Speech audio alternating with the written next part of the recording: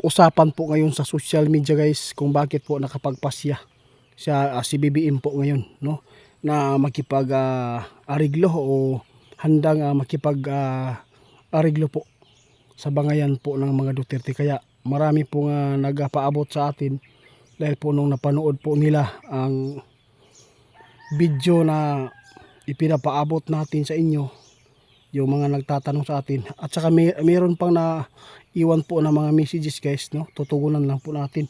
Sabi po nila itiit baka po daw lukuhin na naman po si Sara Duterte dahil po sa kanilang mga plano, dahil hindi po nanaig po yung mga plano nila, baka po maisa naman po. Magbigay lang po tayo ng babala po sa mga nag-isip nito, no, na negative kaibigan. Oo, meron po akong gusto po nga ipaalam po sa inyo Meron naman po nga naiwan na messages po sa atin. Hindi ko lang nalaborit nung tayo ay nag-usap dito. Napanood po nila yung video tungkol po sa kuan. Baka po daw nagkamali ka daw naghula. Hindi daw siya nagkamali guys, no? Kasi sabi nila itit baka po maisahan na naman po si Inday noong panahon na hindi pa dinala si Tatay Digong daw sa Hagi. Sinabi po daw ni BBM na hindi po daw niya ipapaaresto. Bakit po daw nangyari, no? Baka po daw matulad na ba, no? Matulad ba si Sara Duterte po sa kanyang tatay?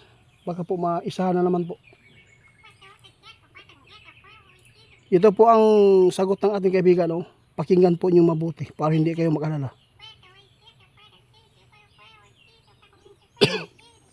Sabi ng ating kaibigan ngayon guys, alam po ninyo ang pakay talaga ni BBM, hindi po ito pangluloko, no? Alam po niya mula nang nanalo po ang kanyang kapatid dahil po kay Inday Sara Duterte nung inendorso, malaki pong bagay po yan sa kanila. At lalo na po ipaliwanag natin at lalo na si BBM ngayon, tagilid po talaga guys. Alam po natin kung sino po ang susunod na presidente. Kaya ginawa po niya ito na makipag-ariglo, balikan po, no? Magpasalamat po tayo. Pagka po ito po ang tawag kaibigan. Oo, yun po ang sabi ni kaibigan guys. Baka ay ito po ang makakatulong po sa mga Pilipino na nangangailangan sa pagmamahal po ng namumuno sa atin. Mas maganda po ito. Hindi lang po tayo mag-isip ng masama. Ang natatakutan lang po ni kaibigan sila Tamba at si Aranita o tsaka si Trillanes yung dito, yung magkasamaan pa nila guys. Yun po ang bigay na hindi maganda. Kahit po ay makipag-ayos na po ang mga Marcos sa Duterte, kaibigan.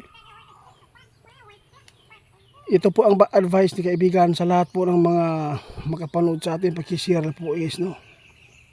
Lalo na yung nagpaabot sa atin. Mas maganda din po na hindi magkampante si Sara Duterte sa plano ni BBM ngayon na makipag-ayos. Baka po maisahan. Totoo po yan, no? Pero sinabi po ni kaibigan na seryoso po talaga.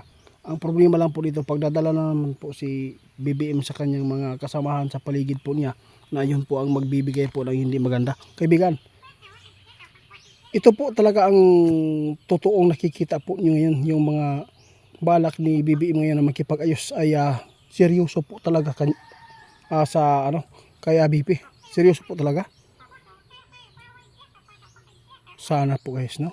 Kaya hindi po natin agad husgahan, kasi ang tao pag nadala sa pagdasal po, no, kusang loob talaga yung tao na makapagpasya ng ganyan na magkipag-ayos. Pasalamat tayo. Pero alam po natin guys, no, lahat po ng mga bagay dito, mas maganda din po hindi magkampante. Dahil po nakikita manggod ni BBM, tagilid yun siya karon guys. Tagilid po siya. Kitang-kita po niya ang mga taong nagmamahal po sa mga Duterte. Ilang milyones po talaga guys, kaibigan. Tama po si BBM po daw sa kanyang pasyang yun guys, na makipag-ariglo, makipag-kaibigan ulit. Dahil po, baka po pagsisihan po nilang lahat kung hindi po siya magkipag-ayos. Baka po mapunta siya sa hindi maganda, no? Baka po mapulot siya sa sinasabi po ni kaibigan noon. Kasi alam po natin guys, kung si Sara Duterte man ang tatakbo bilang presidente sa susunod na halalan sa pagka-presidente guys, sigurado mananalo. Sabi po ng ating kaibigan noon pa. Kahit pasabihin ng iba na hindi yan mananalo, kahit tapat daw siya kay Tulfo, mas mananalo pa daw si Tulfo. Pero hindi yan mangyayari guys. Walang ibang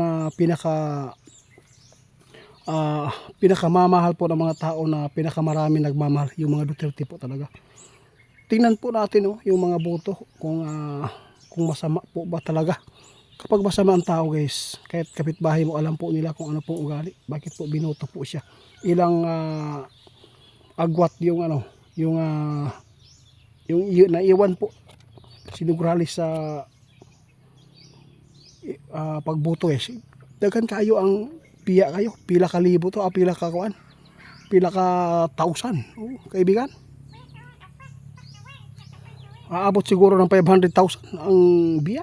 Grabe, sa kalaban niya mahigit 60 lang ang grabe naman. Dito po ninyo malalaman guys, ang mga paninira talaga ng tao ay nasa politiko. Kaya marami po naniniwala, pero mas marami po talaga ang hindi naniniwala. Kaya sana po mag-ayos na lang po ang mga namumuno ngayon, sila Vice President at saka si BBM, kasi para po ay mapalakas po natin ba ang unity ng ating mga namumuno dito sa ating bansa, para po kung sakali man may mga trahedya mangyayari, kaguluhan, at least ay mabuti po ang kanilang samahan, di ba kaibigan?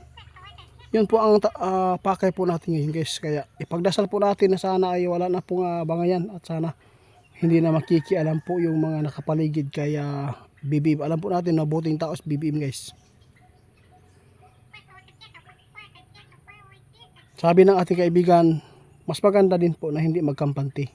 Kasi ang takbo ng tao dito sa mundo natin, kasi marami pong mga jablo na maghahatak sa iyo para ay makagawa ka ng makapambiktima. Di ba? Yun po ang salamat po kaibigan. Hanggang dito na lang muna guys.